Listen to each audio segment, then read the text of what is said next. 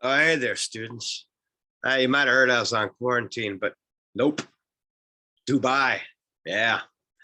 So today I am going to ask that you take notes on things. I might be moving a little quicker, but you have the option to pause me, fast forward me, rewind me, whatever it takes.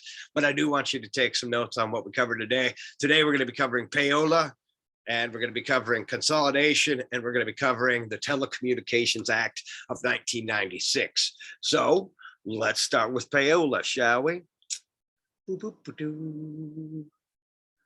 Yeah, click and click.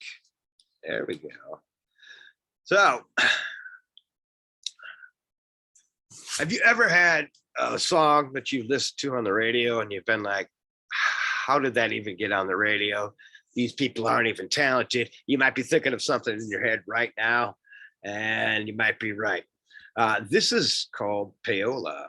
Now, Payola was outlawed once upon a time. It was made illegal because it does seem unethical. And what the law said is recording companies cannot pay money to DJs and radio stations to get their artists played. And I know what you might be saying, Tantala, if they made it illegal, then why are we talking about it now? Because they made this illegal way back in the 50s. Well, like every law, there is a way around it. Laws are black and white in a gray world. So what has happened since then, why we still have Payola and why this still exists, is now we have what are called independent promoters. You need to eat it. There we go. Independent promoters. So now what happens is recording companies, the record companies, pay the independent promoters. The independent promoters pay the DJs or the radio station. And I'm sure it's moved into digital means now, like getting promoted on a streaming service or something to that end. And I know what you might be saying, that like, how could you, the money is still going there. Yes, but you got to understand the independent promoter does not work for the recording company, even though the recording company is paying them. And you know how I know why? They're called independent. Yeah. So in this scheme, in a large market, in a large media market, like I guess an example of a large media market would be like Chicago or New York City or LA. In a large market, up to 50 grand can be paid to get an artist to be played on local radio stations, on local TV. And so I think you can see the inherent issue here. It's that musicians don't even have to be talented to get airplay. Musicians don't even have to be talented to be put on the radio. And I know I once upon a time believed that all musicians I heard on the radio were talented musicians and they got there because they worked hard and they were talented. Not the case so much. At 50 grand a pop in some of the big markets, how are any of the independent artists, the non-signed artists, supposed to get any airplay, any traction in the game? And so you can see it is rigged, not merely for the talented, but which artists sell, which ones sound like the best-selling ones who already sold and therefore will sell more. It's all a financial game. It's not about the talent of the artist. So listen to independent music, folks. That's my point there. Yeah, no longer illegal if you put that third party in, and expenses is all get out. Not to be done by any musicians you'll find around here. So Payola, got it? Ding. All right. So now switch gears. We're moving out of Payola. I got to tell you a little story about something that happened, back when I was back at school. So I was sitting casually, 7th hour, which is my prep period, and I heard what I thought to be a fight going on in the hallway. I had a couple clues. Mostly it was fight, fight, fight, fight. I heard being chanted off the distance. And so I was like, okay, I'm a teacher. I better go check this out. So I went out to the hallway, couple 70s. Yeah. About this tall, just angry little 7th graders just going at each other. And so I did my duty. I walked in and I peeled them apart, mainly by face palming them, got them apart, and I brought them down to Benson's office. And I said, Benson, they're all yours. You deal with this now. I'm done. I'm out of here. And so Benson has to get to the bottom of this story. By the way, this is all fake. It just did not happen. I didn't face palm anybody. All right. So Benson has to get to the bottom of this. And so riddle me, folks of internet land, who should he trust when trying to get the complete story? Who should he trust when trying to get the reality of it all? Should he trust Fighter B? Seems to be an honest kid for the most part. Should he trust Fighter A? A little rough around the edges, but sure, that is days in the sun. Should he trust C?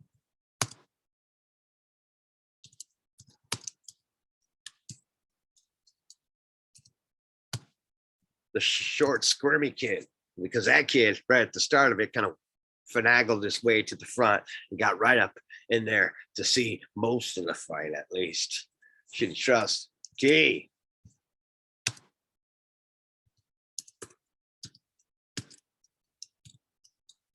BFF of Fighter A usually knows what goes down, usually knows what Fighter A is up to. Yeah? What about this option?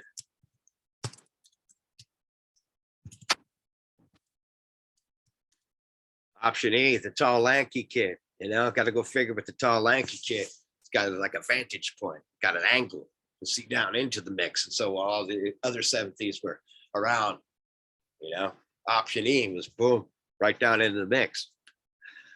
Or should he trust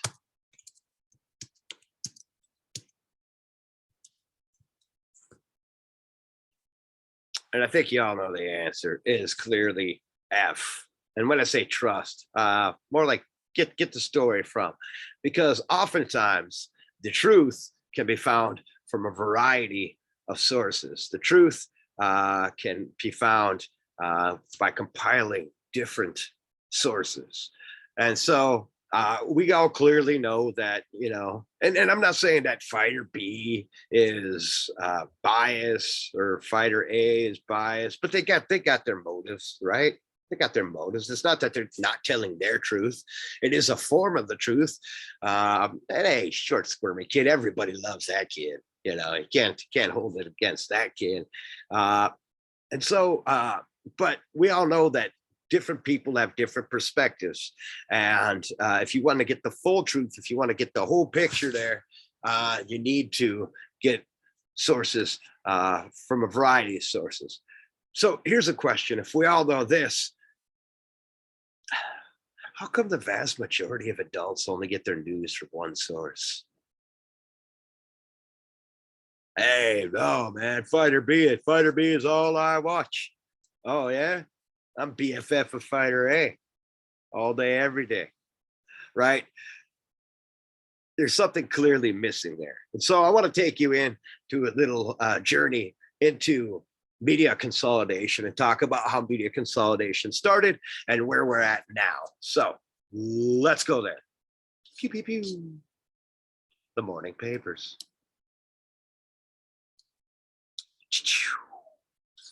Consolidation and convergence. I call it the morning papers because that's a print stuff. So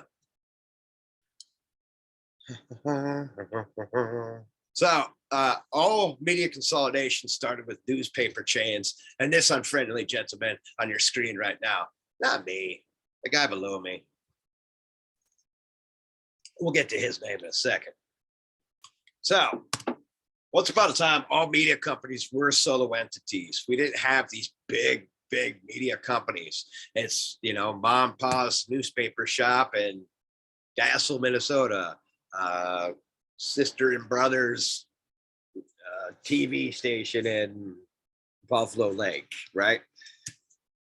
But starting in the late 1800s, a battle over newspaper supremacy began. People started learning that you can have power and money if you buy several newspapers. Remember, a newspaper chain is when you have and own multiple newspapers.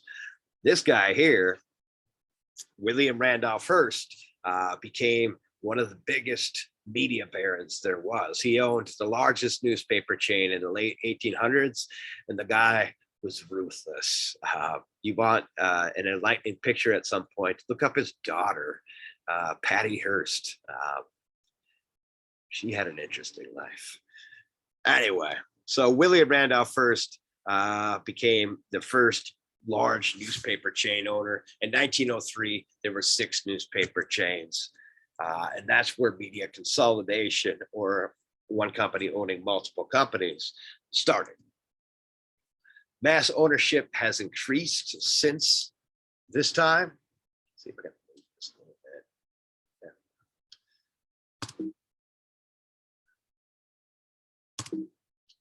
Yeah. Oh, you're not going to do it? Oh, click here. Like the Gannett Company, you don't need to write all these down. There's a lot of stuff. I'm just giving you examples. Like the Gannett Company has 100 daily newspapers, a circulation of 6 million. What kind of impact does that have to be able to talk to 6 million people in one day? You know, I talk to 120 if I'm not in Dubai, that is. Their main publication is USA Today. Here's another example. Knight Ridder Company has 31 daily newspapers, circulation of 3.8 million people. Their main publications, the Philadelphia Inquirer, and all of these, and you don't have to write any of these down. Start writing after this slide. Advanced Publications, the Tribune Company, the New York Times. So there has been a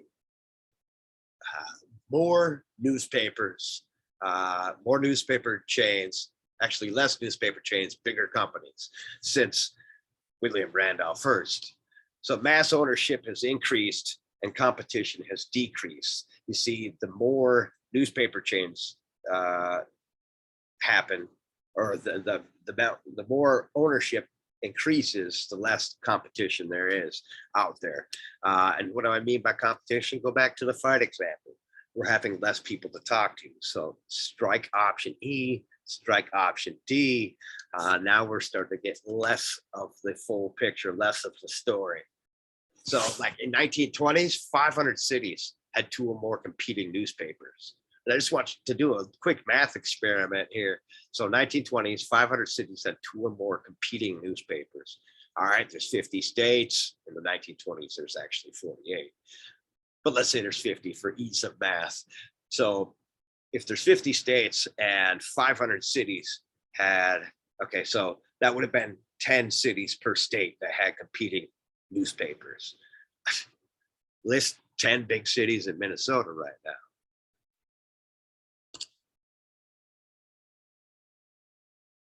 Hard to do. So my point is this: a lot of cities, even smaller ones across the nation in the 1920s, had competing newspapers, had a couple different voices being said, had a couple different perspectives being shown. In 2003, only 12 cities had 2 or more newspapers. It's a drop of 488 cities. One of those cities in 2003 was one of our cities. That was the Twin Cities. We used to have the Star Tribune and the Pioneer Press. That lasted until 2005. Now they're both owned by Star Tribune. So less and less competition, less and less diverse opinions, more narrow opinions. Going back to the fighter scenario, we got to strike a couple more options here. Next thing you know, we're only going to be talking to fighter A or fighter B, or maybe fighter A and his best friend. Anyway, convergence. So the difference between convergence and consolidation. Consolidation is when one company owns multiple companies that don't work together. Convergence is when you have one big company that owns a bunch of small companies that do work together. So the process of coming together or uniting in a common interest or focus. Here's a couple non-media examples of convergence. Sporks, a spoon and a fork coming together to feed my face. Clock radios. That's kind of a dated term now, isn't it? These are the things that used to wake me up in the morning. It was not just a clock, it was also a radio. Man, we've come a long way. Brunch, timeless. Breakfast and lunch together for the common purpose of feeding. Picture phones. That's also a dated reference because all cell phones have pictures now, or cameras. That wasn't the case for a while. Okay, I'm old. Moving on. Operational convergence. So here's an example of convergence in the media setting. So it's when companies in one certain area will pool their resources together. For instance, WFLA, which is probably a TV station, the Tampa Tribune, newspaper, and TVO.com, internet, work together on the news. So you might have somebody, a reporter on TV, write something in the Tampa Tribune and also post it on the web page. So all three sections, all three different companies work together on one thing.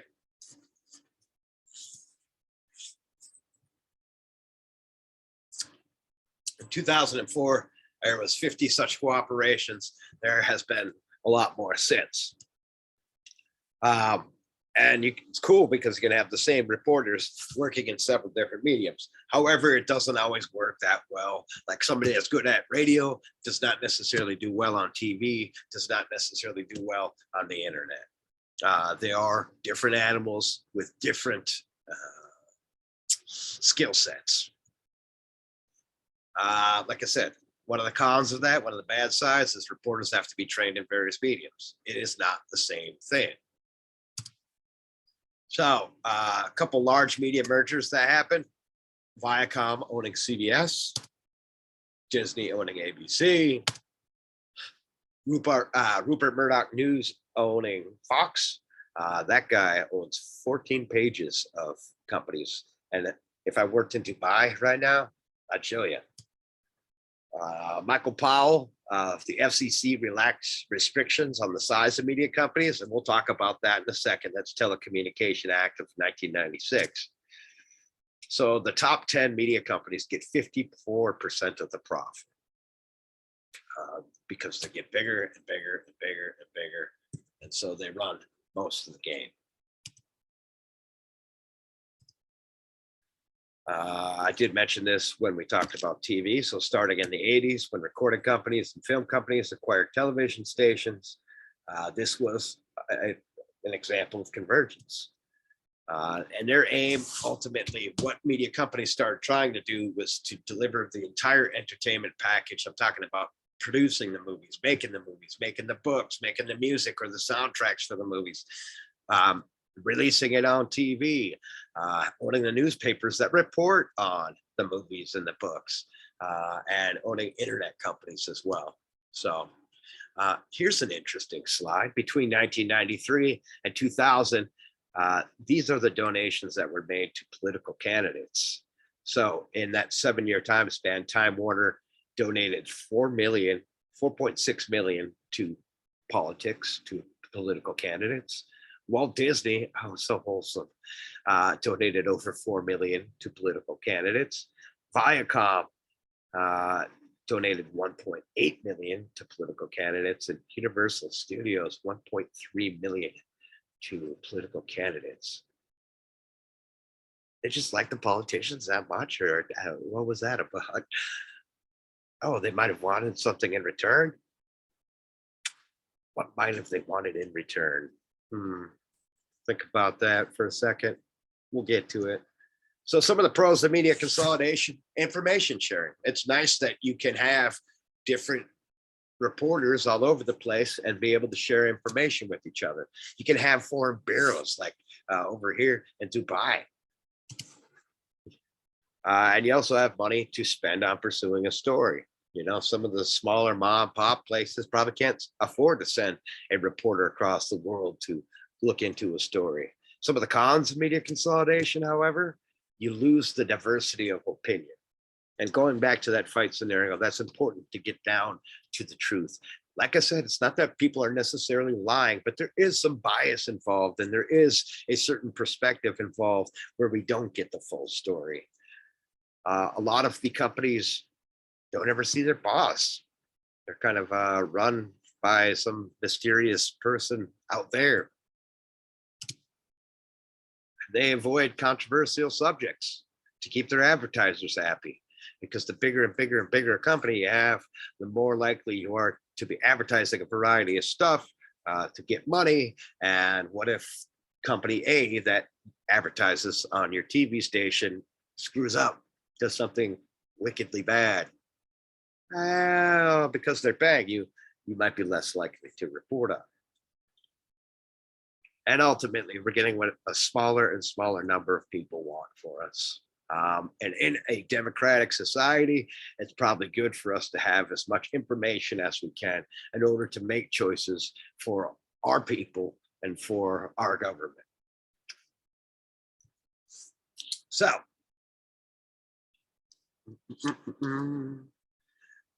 what did those political donations get people?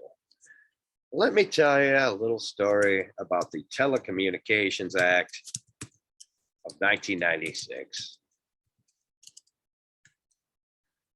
So, much like magazines, the internet kind of struggled at first. So the internet actually was released to the public in 1991, and there wasn't many web pages. There wasn't much infrastructure.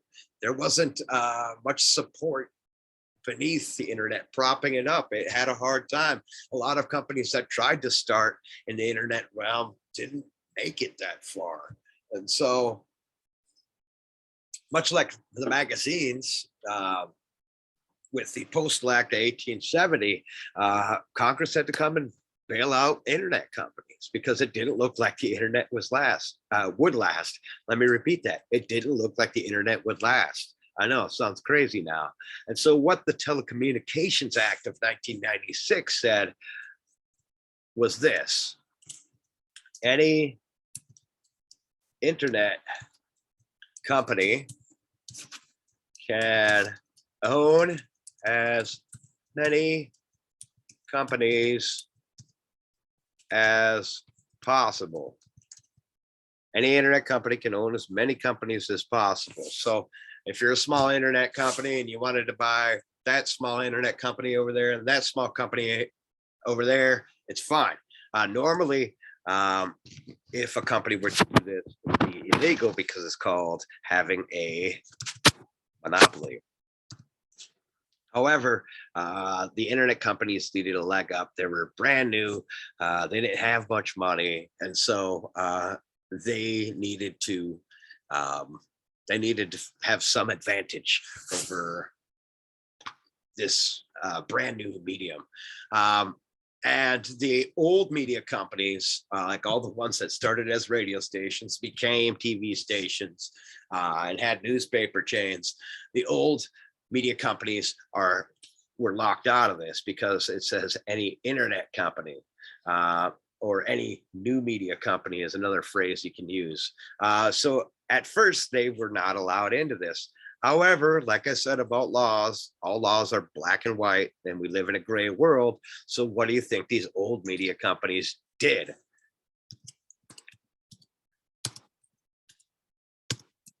They bought new media companies, rebranded themselves as new media companies, and then these large media companies that had a lot of money already had a lot of had a lot of skin in the game already, owned a lot of stuff already since they were rebranded as new media companies, since they were rebranded as internet companies. Now that opened the door for them to buy as many companies as possible. And since they already had the money, and since they already had the infrastructure to do this, media consolidation got drastically worse. So what did all those political contributions to political candidates get them back in 1996? Back in the 90s, the Telecommunications Act of 1996. And so these media giants were essentially able to pose as internet companies, pose as new media companies, come in and buy as many companies as they could without being sued as a monopoly, which is why we're kind of in the situation we are in currently. So all this being said, we talked about Payola, we talked about media consolidation, we talked about specifically the Telecommunications Act of 1996.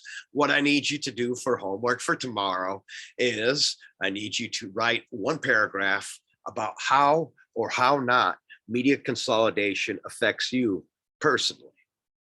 And I want you to think about it, one paragraph, have it ready to turn in by email tomorrow. I might still be in Dubai tomorrow, but I'll be answering emails. So hit me up. All right. Okay, then. You have a good one back there in Renville County. We'll see you.